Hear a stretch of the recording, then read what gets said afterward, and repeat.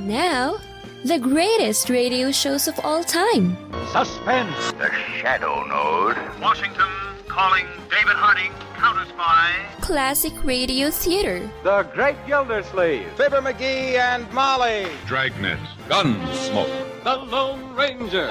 Now, step back into a time machine with your host, Wyatt Cox. Good evening, friends of the Inner Sanctum.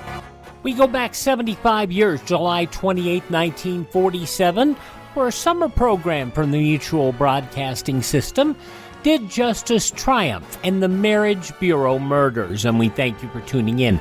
On this Thursday, this is the 28th day of July, 209th day of the year, 156 days remaining. 14th Amendment of the Constitution, which established the citizenship of African Americans and guaranteed due process of law, was ratified on this date in 1868. Austria-Hungary declared war on Serbia in 1914, precipitating the start of World War I. Herbert Hoover ordered Douglas MacArthur to evict the bonus marchers from their camps in 1932. And on the foggy morning of Saturday, July 28, 1945, Lieutenant Colonel William Smith, piloting a U.S. Army B-25 bomber through New York City when he crashed into the Empire State Building. Two girls at work in the 73rd floor were Miss Edith Iverson of 857 Fairmount Avenue, St. Paul, Minnesota, and Jean Fagan of 3 East Bank Street, Chicago. They were at work in the Empire State offices of the North Central Broadcasting System. And they are now at the Mutual Newsroom microphone here in New York to tell you in their own words what happened. Now, Miss Fagan, tell us what happened when you first heard the crash. When we first heard the crash, we sat at our desks and looked at each other. We didn't know whether it was lightning because we've heard so much publicity lately on lightning striking the Empire State Building. But we opened our office door, and in the hall it was so covered with smoke we couldn't see, and the elevator shafts were flaming with smoke. And tell us, what was your reaction, Miss Iverson? Well, I, too, thought it was lightning. We found the service stairs finally and began to walk down. There were only 2 other girls on the floor. But many people from other floors, there must have been at least 30 or 40, and they were all walking down, too. 14 people died in the crash.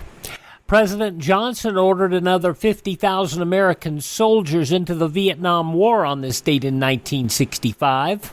The call-ups brought the total force up to 125,000. The 23rd Olympics opened in Los Angeles on this date in 1984, minus 14 Eastern Bloc nations who boycotted the Games because of the U.S. boycott of the 1980 Moscow Games due to the Soviet invasion of Afghanistan. Just like 1980, our pulling out and quite a few countries supporting us reduced the 1980 Games to nothing more than a regional competition. It's going to be somewhat the same way. It will not be an Olympics in the true sense of the word. Olympic spokesman and former Olympian Al Order. 9 Pennsylvania coal miners rescued on this date in 2002 after 77 hours of being trapped in a mine shaft. And in 2009, the Senate Judiciary Committee approved Sonia Sotomayor to be the first Hispanic justice on the Supreme Court. And among those passing away on this date in history, Johann Sebastian Bach, another composer, the Italian Antonio Vivaldi, also French poet Cyrano de Bergerac, actress Marie Dressler, actor Sam Edwards, pro wrestler Carl Gotch, and actress-singer Eileen Brennan. Among birthdays on this date include author Beatrix Potter, entertainer Rudy Valley, inventor Earl Tupper, you know, Tupperware. Also, composer Carmen Dragon, First Lady Jacqueline Kennedy Onassis, and for the Mary Tyler Moore Show and Everybody Loves Raymond, Georgia Engel. The creator of Garfield, Jim Davis, turns 77 today. The man who sang about Sunshine, Jonathan Edwards, 76. From All in the Family, Sally Struthers, 75. From Full House, Lori Loughlin, 58 years of age today. And from Saved by the Bells and Showgirls, Elizabeth Berkley is 48. Those some of the people celebrating the 28th day of July as their birthday. If this happens to be your birthday, Hi, We're the four freshmen, and we just want to say, Happy birthday to you. From 75 years ago, July 28, 1947, did justice triumph? That's coming up next here on Classic Radio Theater with Wyatt Cox on your favorite radio station. Now on Classic Radio Theater with Wyatt Cox, an episode of the Mutual Summer Series, Did Justice Triumph? This episode goes back 75 years to July 28th, 1947. Did justice triumph? Police headquarters, Tulsa, Oklahoma. Named Arthur Drake. Age, 40 years. Cause of death, blows of claw hammer. Classification, murder. Investigation proceeding. The Mutual Broadcasting System presents another thrilling case from the files of True Justice Stories, followed by millions of readers each week in the New York Sunday News and its syndicate. Tonight's case, the Marriage Bureau Murder. Tonight's true case history of crime begins on a hot, sultry morning in June 1944. A large interstate truck rumbles along the dry roads of Oklahoma. Lonely roads, for it's early in the morning. The truck driver yawns, turns to his assistant. Hey, Ed. Wake up. Wake up.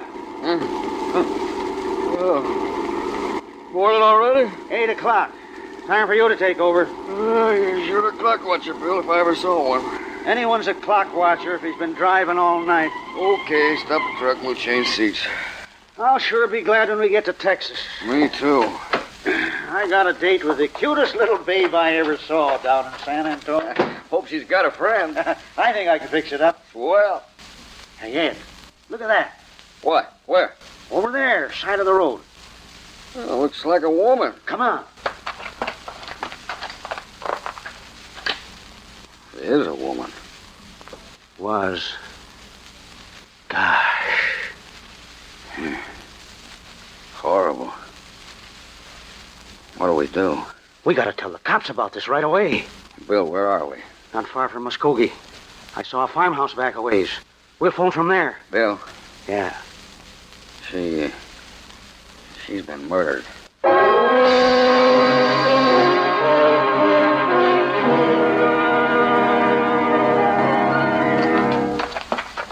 There's the body, Sheriff. On the side of the road. Just where that truck driver said it was. He wasn't kidding when he said she had been murdered. Well, let's get to work. Yeah, that's what this is going to be. You get the camera ready while I take a look at this corpse. Okay, Sheriff. Looks as if she's been struck on the head with a hammer. Claw hammer. Let's see. 1, 2, 3.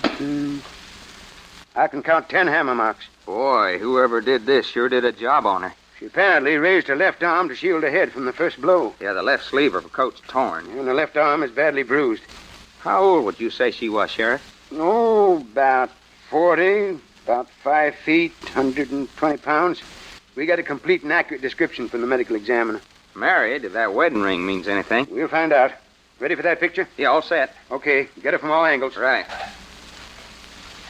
I noticed some tire marks over here just off the road. Yeah.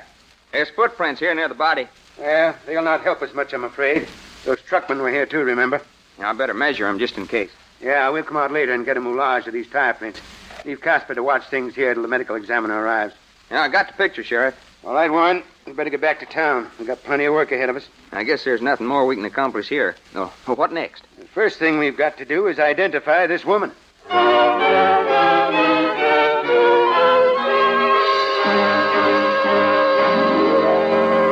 were on the scene in 5 minutes to put out the blaze. Now, here is the latest on this morning's Oklahoma murder mystery. The body of a woman was found this morning at 8 a.m. on Route 69, 8 miles north of Muskogee. State and county police working on the case believe her assailant was a man, possibly her husband, who may have been seen traveling with her in a moderate-priced automobile. Tire tracks of the car, as well as a man's footprints found at the scene of the crime, lead to this conclusion.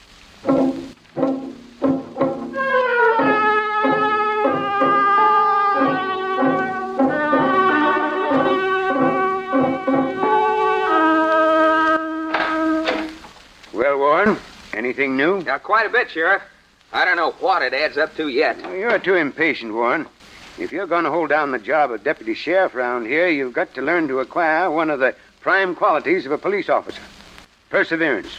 Dogged perseverance. Combined with patience. But I want to get my hands on the maniac who did it. I know, Warren, I know. Very possibly you will if you remember what I've just said. Now, what have you got, huh? Our telephone reports have been coming in all day, Sheriff. The radio and the press has sure spread this thing around. Cooperating beautifully. Well? I've arranged a sort of digest of what's come in, and I've tried to put it in chronological order. Go ahead. John Holbrook, owner of Good Rest Tourist Camp south of Kansas City, reported a man and a woman rented a cabin from him last night and left early this morning. It wasn't too clear as to description. Well, that's not much. Go ahead. A service station at Fort Scott, Kansas, reported a man and a woman in a 1941 Ford Coupe stopping there for gas at 6 a.m. A Columbus, Kansas cafe reports a man and a woman in a similar Ford Coupe stopping there for breakfast at 7 o'clock this morning. Yeah. And get this, Sheriff. At 7:30 a.m., a gray Ford Coupe was seen racing through Veneta at about 60 miles an hour. A man and a woman were in it. So what? Well, just this. Just about 8 o'clock this morning, the same car was seen going through Veneta at about 60, but this time in the opposite direction, north, and only a man was in the car. Well, now, that sounds as if it might lead us somewhere. We'll backtrack on all these reports, Warren. The only difficulty, Sheriff, is that no one I talked to could be positive about checking with a description of the victim, and no one could give me an accurate description of the man. How about the license number? No dice. All right, Warren, we'll let the men sift these reports because I think you and I have to travel in a different direction. Where? I don't know. But I do know that we've got to concentrate on this pair of blue shoes. See anything unusual about them? Oh, only that they're mighty small. Say, she had the smallest feet I've ever seen. But I Warren, don't see... Don't you realize that the only label we found on anything the woman wore is on this pair of shoes? Yes, but Richard's shoe shop, wherever it is, might have sold 1,000 pair of shoes like this. But you yourself have just remarked that these shoes are unusually small. Now, this is the only thing remotely tangible that we have to work on. We're going hunting for Richard's shoe shop. Okay, Sheriff. But that might take us on a tour of the whole United States.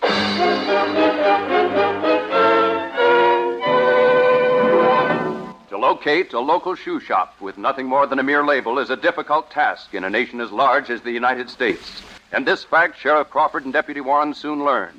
But with dogged determination, the two Oklahoma police officers keep checking. They drive hundreds of miles following false clues. They visit a shoe manufacturers' convention, which it so happens is in session in Oklahoma City. No one has ever heard of Richard's shoe shop. More checking, more disappointments. The search now looks hopeless.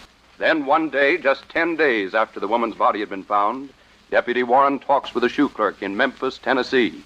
The clerk says the shoes look as if they'd been manufactured by a shoe company in his own hometown, Indianapolis. Warren visits the shoe company. Do they have a customer whose trademark is Richard's Shoe Shop? The manager looks in his records. Yes, he has such a customer. It's a store located in Peoria, Illinois. Immediately, Sheriff Crawford and Deputy Warren journey to Peoria. Talk to the owner of Richard's Shoe Shop. We're police officers, Mr. Richard, from Oklahoma. Yes, what could I do for you? Unwrap those shoes, Warren. Right, Sheriff.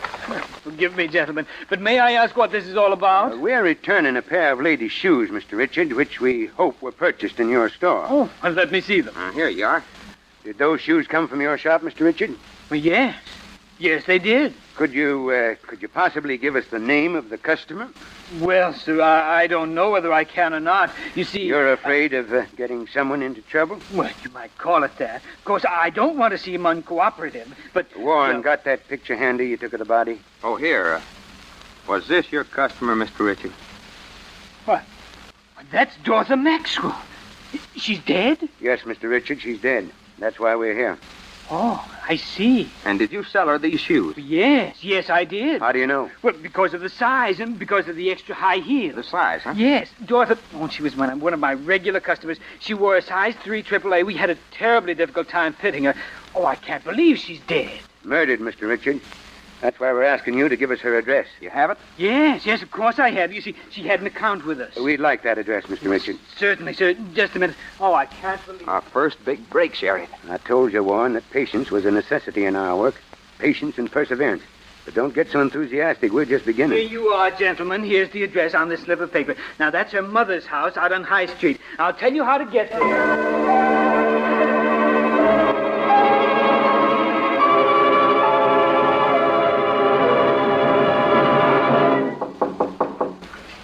she's home, Sheriff. Take it easy, Warren. If she isn't, we'll come back. That fellow Richard's quite a character. Yes, gentlemen. You're Mrs. Maxwell? That's exactly who I am. I don't want to buy anything today. Just a moment, Mrs. Maxwell. We're not selling anything. Oh, then why are you knocking on my door? We've come to talk about your daughter, Dorothy. My daughter? She's not here. We know, Mrs. Maxwell. How do you know? Who are you men? We're police from Oklahoma. Way up here from Oklahoma? What? That's where my daughter is. I had a letter Yes, from... Mrs. Maxwell, we know. You know I had a letter? No, we know she's in Oklahoma. But how... Why, is anything wrong? Mrs. Maxwell, your daughter is dead. What? Dead? Oh. She's fainted. You got her, Warren? Yeah, I got her. All right, let's get her inside. Here, I'll give you a hand. In the living room here? Yes. All right. Put her on the sofa. Okay, Sheriff. Yeah, here. That's right. There she is. All right. Oh. I must have fainted. And you did, Mrs. Maxwell. Feeling better? If I could have my smelling salts out in the kitchen. I'll get them. They're on the shelf over the sink. I'll be right back. Oh. I'm sorry we had to startle you the way we did, Mrs. Maxwell, but it was necessary for you to know the truth so that you'd give us the information we need to catch your daughter's murderer. Did you say murderer? Mrs. Maxwell, we're going to make it as easy for you as we can. I know very well how you must feel hearing that word. I also know you're going to do all in your power to help us apprehend whoever is responsible. But how do you know? How do you know she was murdered? Because we found her body by the side of a road and, well, I'd rather not say any more. I can't believe it. I just can't. Here you are, Miss Maxwell, the smelling salt. Thank you. Thank you so much. Now, this picture, Mrs. Maxwell... No, Warren. What picture? It's a photograph of your daughter, Dorothy, as we found her. I'd rather you didn't see it. No, I'd rather not. These shoes, Mrs. Maxwell, were they your daughter's shoes? Yes. But how did this happen? And that's what we want you to tell us, Mrs. Maxwell. Me? Tell you? I don't know. We want you to tell us just why your daughter left home, where she went, and most particularly who she went with. You see, we want to get the man who did this, Miss Maxwell, and we want your help. The man who killed my daughter. I'll do everything I can to help you. Good. Now let's start at the beginning. First, when did Dorothy leave home? Well, when she got that letter from Mr. Drake through the Matrimonial Bureau. Mr. Drake? Matrimonial Bureau? Yes. See, Dorothy hadn't had much luck with marriage. He started off when she was very young and had 3 husbands right in succession. Mm-hmm. None of her marriages worked out very well, so she decided to try this Till Death Do Us Part Matrimonial Bureau in Chicago. It's a sort of correspondence club. And she corresponded with this Mr. Drake? That's right. He was listed as a very rich man from East Texas. Oil business, I think. Mm-hmm. Anyway, he was rich. Well, after a few letters and an exchange of photographs, David proposed marriage to Dorothy, and she accepted. She sold some property she had here, put the money in a money belt, and left for St. Louis to meet David and marry him. Money belt? Yes. Dorothy was always afraid of being robbed. How much money did she take in her money belt, Mrs. Maxwell? Just a little more than $3,000. I see. She called it her dowry. Dorothy was always so romantic. I suppose she had some jewelry. Oh, yes. Presents from her former husbands, you see. She had one necklace that her last husband sent her from Africa. It was pure gold. Will you please describe it? Well, I always called it the Casablanca necklace because that's where it came from. As I say, it was pure gold, made by the Arabs. I see. It was beautiful. I always kind of hoped she'd give it to me. Well, now, let's get on with the story, Mrs. Maxwell. You said your daughter left Peoria for St. Louis to marry David Drake. Yes. She married him in St. Louis. And they started on a motor trip to his estate in Texas. They had a fine trip. She wrote to you, I suppose. Oh, almost every day. She was so happy. They stopped in tourist camps. You remember where? Well, I have the letters upstairs. I remember the last one I had was from a tourist camp near Kansas City. They were on their way south then. That checks, Sheriff. Yes, Warren. Mrs. Maxwell, I'm going to ask you to let us see those letters. All right. And that photograph on the mantel, have you one like it that you could let us have? Yes, I believe I do. Fine. From July 28, 1947, the Mutual Summer Series did Justice Triumph and the Marriage Bureau Murders. Thank you so much for tuning in to Classic Radio Theater with Wyatt Cox here on your favorite station. We'll have the news from 75 years ago today and the conclusion of this show. You ever make a change and then think, why didn't I do this years ago? Well, that's how people feel about switching to MediShare for their health care, especially now with inflation the way it is. People are very happy with the savings. Most families save about $500 a month when they switch. It's a huge help when prices are going up so fast in so many other areas. And MediShare's customer satisfaction rate is double that of health insurance. It's just a different experience, and people really like that. MediShare is an alternative to health insurance. It's a community of Christians who share each other's healthcare bills, and it's been going strong for over 25 years. It really is the gold standard, the most trusted name in healthcare sharing. Find out why people love it, find out why they rave about the customer service, and find out how good it feels to save some money right now. They're super easy to talk to. Here's the number, 833-34-BIBLE. That's 833-34-BIBLE, 833-34-BIBLE.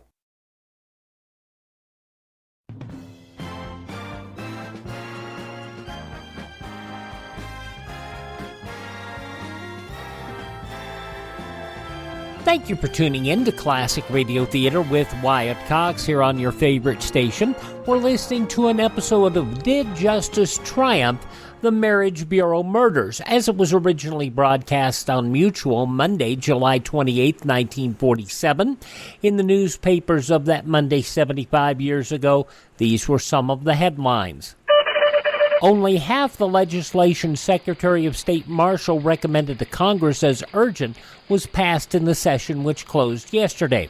However, John M. Hightower, writing for Associated Press, reports the bills which were approved included almost all bearing upon the American conflict with Russia, chief among them authority and money for the $400 million Greek-Turkish program. Administration officials said the record was by no means a bad one for foreign policy cooperation between the Democratic administration and the Republican-led Congress. Marshall sent to Chairman Vandenberg, the Republican of Michigan, of the Senate Foreign Relations Committee on January 29th, a list of 10 matters for congressional action, which he called urgent items of priority. He attached an additional list of 17 items for this session of Congress. 13 of the latter failed of passage. Congressman Jacob Javits, the Republican of New York, declared yesterday the housing shortage is the nation's number one problem and that, if necessary, war emergency methods are justified in solving it. This is sharp, direct contrast to the stand taken by Senator Capehart, the Republican of Indiana, who contends that housing conditions are improving from day to day and that there is no need for drastic action. Senator Ferguson, the Republican of Michigan, delving into the wartime activities of Howard Hughes and Elliott Roosevelt, pictured the son of the late president with the power to ram a scout plane contract for Hughes down someone's throat, it was disclosed yesterday. But this contention of the senator, who heads a war investigating subcommittee, was disputed by a witness, John Meyer, a publicity man who was employed by Hughes. Hughes, the Hollywood millionaire, had previously denied that Roosevelt helped him, and Henry J. Kaiser obtained the original contract for construction of an enormous cargo flying boat. To this, Meyer added the assertion in testimony taken June 3rd behind closed doors that while continuation of the subsequent photo reconnaissance scouting plane contract held by Hughes alone probably depended on Roosevelt's recommendation, quoting, he couldn't force it down any throats. Well, the 80th Congress closed its first session yesterday in the heat of an angry Senate political battle over President Truman's nominations that left 6 of them unconfirmed. Plans for the Saturday adjournment flew out the window, and Congress worked on Sunday for the first time in the memory of veteran Capitol officials. It was 3:49 a.m., and the Senate had been sitting more than 16 hours when the final gavel fell. The House had gone home soon after midnight. Its members too shouted partisan charges and countercharges at each other, principally on the economy issue. Congressman Tabor, the Republican of New York, put the savings engineered by the GOP-controlled Congress at almost $5 billion. Congressman Sam Rayburn, the Democrat of Texas, said they came to $1 billion, and other Republicans and Democrats mentioned varying sums in between. An 81-year-old couple who drove to Minneapolis, Minnesota from Seattle, Washington in a red-wheeled 1921 Model T Ford remarried yesterday at their 56th wedding anniversary party. More than 400 relatives and friends from the West and Midwest at a park where spry, smiling Mr. and Mrs. John F. Heischler chugged up in their beloved Tin Lizzie. They insisted the car, the most valued part of the household, be parked nearby during the simple wedding ceremony. And those some of the day's top news stories as reported in the newspapers of Monday, July 28, 1947, on your radio, Did Justice Triumph, which continues now on Classic Radio Theater with Wyatt Cox. And do you by any chance have Mr. Drake's Texas address? Well, I don't believe he ever told Dorothy just where he was located in Texas, but I can get you his St. Louis address. He had an apartment there. I have it, because that's the only address Dorothy could give me when she left home. Good. We'll see what we can find in Mr. Drake's apartment with the help of the St. Louis police. You think he killed my daughter? We don't know, Mrs. Maxwell. You see, we can't afford to reach conclusions until we have proof, evidence. The kind of evidence we hope to get in St. Louis.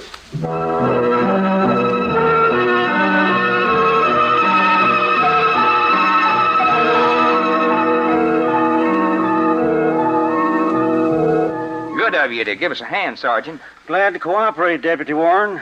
As soon as I got your wire, I arranged for a search warrant for this apartment. The superintendent gave me the key. I better ring first, Sergeant. Yes, you're right, Sheriff. The super said Drake was away, but you never can tell. Maybe he's in there. He's either asleep and doesn't intend to answer the door. Might as well open up, Sergeant. Right. Now, careful, everybody. No one here, Sheriff. I'll look in the bedroom, in the back. Thanks, Sergeant. Sheriff, look here on the desk. This picture. A man and a woman. Sturgis and Mildred. In memory of our wonderful honeymoon. Looks like Mr. Drake had another wife. But I thought his name was David. He probably had several names. Let's see that letter on the desk. Addressed to Mr. Sturgis Jones. We're getting somewhere, Warren. A bill from the Till Death Do Us Part Matrimonial Bureau for an introduction to Miss Dorothy Maxwell. Things are beginning to gel. He doubtless had a deal with this bureau to use two names. No one in there, Sheriff.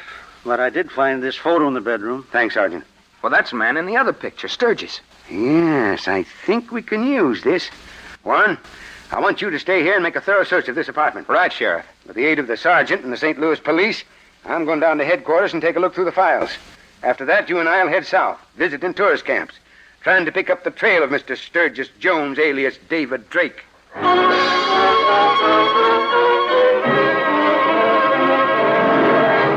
You are listening to the case history of an actual crime, one of the most cold-blooded, horrible murders in Oklahoma crime history, and one of the most remarkable examples of careful and painstaking detective work in the history of any state. From 75 years ago, July 28, 1947, did justice triumph? The conclusion next on this Thursday Classic Radio Theater with Wyatt Cox on your favorite station. Friday on Classic Radio Theater with Wyatt Cox, The Whisperer. Carlton Young stars as the crime fighter in this episode entitled Police in Danger from 71 years ago, July 29, 1951. The Whisperer tries to prevent the syndicate from murdering Lieutenant Denvers. Helen is amazed at the Whisperer's latest invention, a car telephone. That's coming up on Friday's Classic Radio Theater with Wyatt Cox. But right now, the conclusion of Did Justice Triumph from 75 years ago, July 28th, 1947.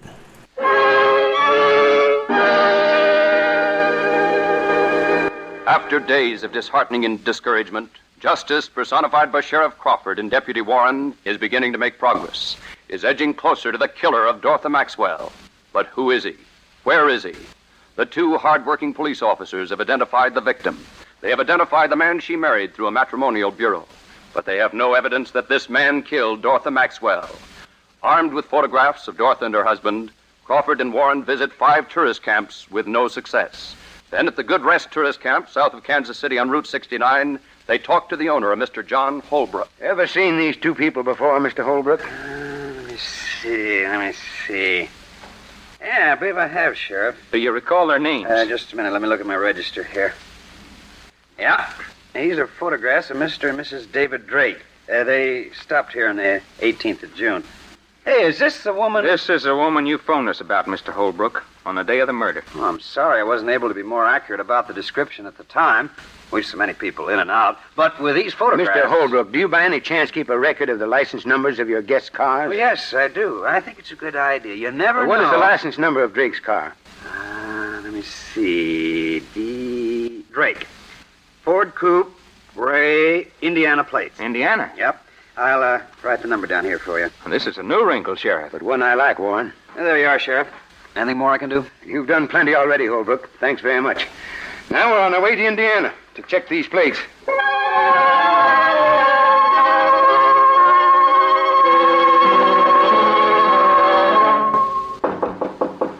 We've sure done some traveling on this case, Sheriff. Yes, Warren, and we may have to do a lot more. Yes? You, Mr. Baker? That's right. Who are you? We're police officers. We'd like to see your car. A gray 1941 Ford Coupe. Well, I'm afraid that isn't possible. Not possible. Now, listen, Mr. Baker. Just a minute, Warren. Mr. Baker, you mean your car isn't here? Well, that's right. I lent it to a friend last month for a trip. I see. And who is that friend? Well, if something happened, I may not... Routine checkup, Mr. Baker. We're from Oklahoma. Checked the license of your car with the Indiana authorities and found you. Oh. Afraid we'll have to have the name of your friend. Well, as a matter of fact, it's his wife who's my friend. My friend's wife, that is. Well, what's a man's name and address? Sturgis Jones. Sturgis Jones, huh? And the address? Look, officer, I don't know about... You better know. Unless you want to be arrested for aiding and abetting a crime. Crime? Let's have that address. It's 1220 Park Avenue. Here in Indianapolis? Yes. Has there been an accident? Some people may call it that. We call it murder. Murder? My car? A little advice, Mr. Baker.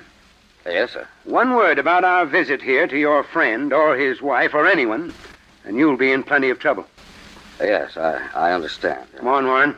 We're going to make another visit to 1220 Park Avenue.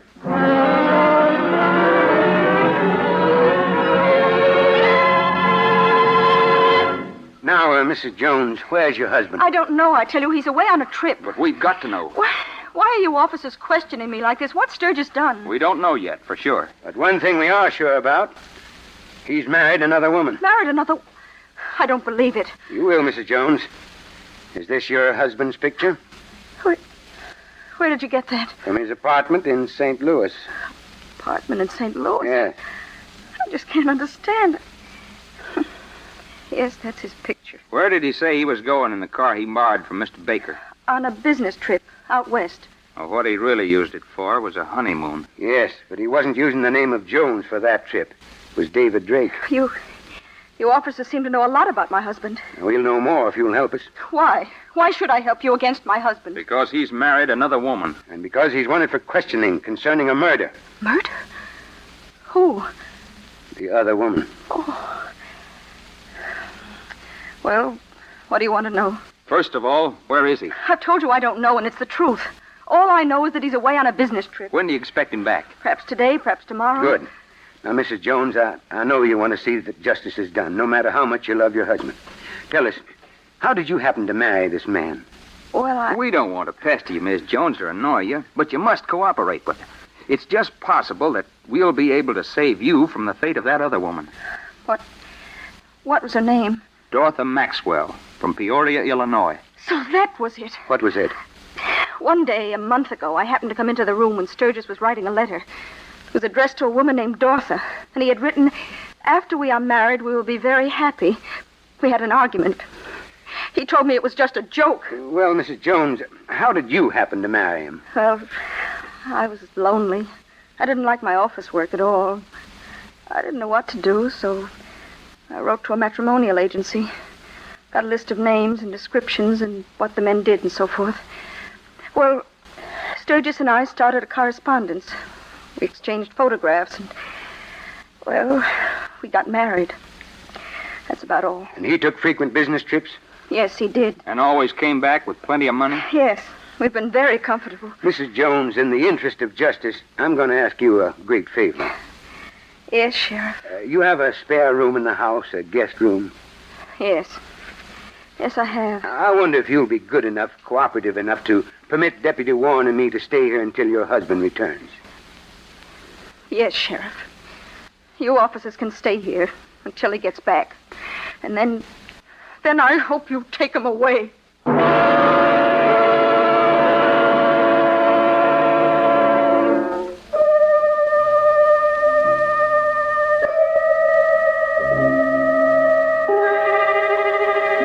3 days pass, each day marked by a telephone call from Sturgis Jones to his wife Mildred.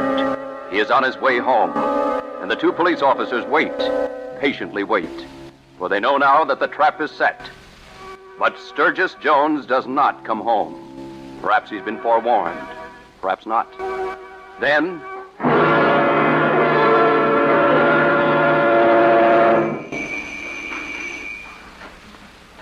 That's him. All right, Warren. You on one side of the vestibule, I'll be on the other. I got my gun ready. I doubt if you'll need it. I don't think this louse is the kind that uses a gun. Coming, Sturgis. Well, hello, darling. It's all so good to get home. Hello, Sturgis. Well, why so serious? Not even a smile for...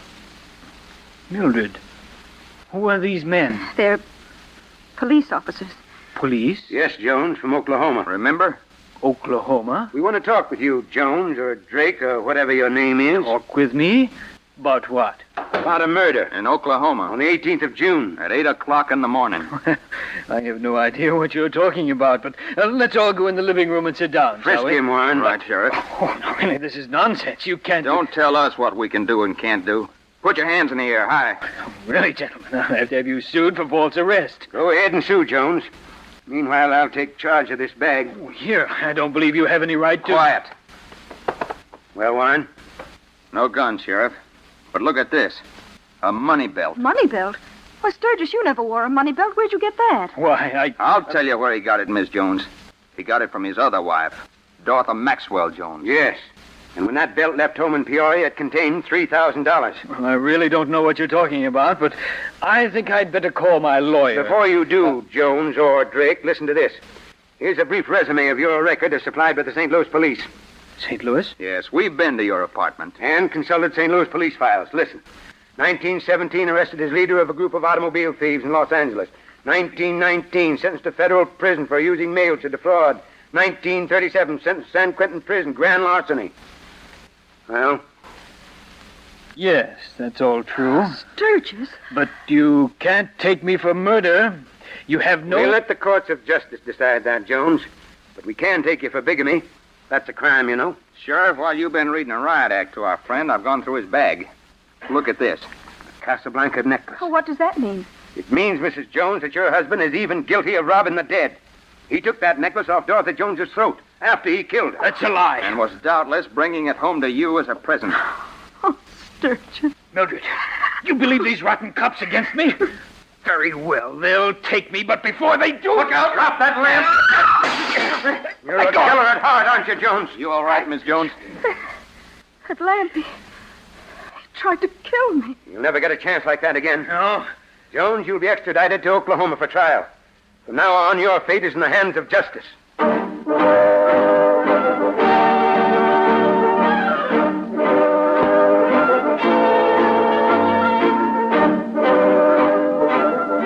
Extradition papers were signed, and Sturgis Jones was returned to Oklahoma for trial. At this trial, Jones and Drake were identified as the same man by the owner of the tourist camp. The money belt, the Casablanca necklace, all positively identified. Other jewelry found in Jones's possession at the time of his arrest, identified as having belonged to Dorothy Maxwell. Jones was sentenced to death in the electric chair where he paid for his crime on December the 18th, 1943. Just 6 months after Dorothy Maxwell's body was found. Thus, Oklahoma justice. And so at police headquarters in Tulsa. Deputy Warren? Yes, Sheriff? Remove Dorothy Maxwell's card from the active file. Yes, sir. Mark it. Case closed. Justice did triumph.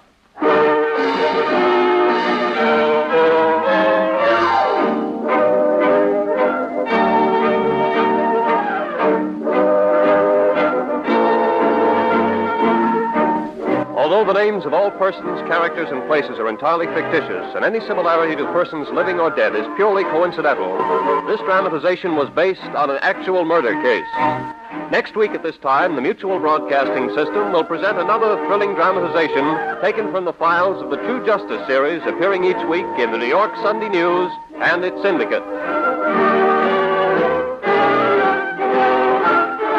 These programs are produced by Jock McGregor. Today's program was directed by Arthur Van Horn. The script was written by Bryce Disk Jr. The narrator was George Carson Putnam. Cameron Prudhomme played the sheriff, Jim Bowles the deputy. Others in the cast were Bryna Rayburn, Joe Latham, Paul Conrad, Sidney Smith, and Humphrey Davis. The orchestra, conducted by Emerson Buckley, played music written especially for this broadcast by Richard DuPage. Frank McCarthy speaking. From July 28, 1947, did justice triumph on Classic Radio Theater with Wyatt Cox? Please thank this station and support their advertisers. It's their kindness and courtesy that allows us to be with you each and every time you roll around here on your favorite station. Visit my webpage, classicradio.stream. You can stream any of our 21 hours a week's worth of shows on demand there. You can learn more about building a classic radio theater collection of your own. You can find all of our social media links there. You can contact me directly, and if you like the shows and want to kick in, you can buy me a copy. We use that money to build our collection even better so that you can hear more great shows. Have yourself a great Thursday. Tell all your friends the great radio shows are right here at this spot on the dial. Classic Radio Theater with Wyatt Cox on your favorite station.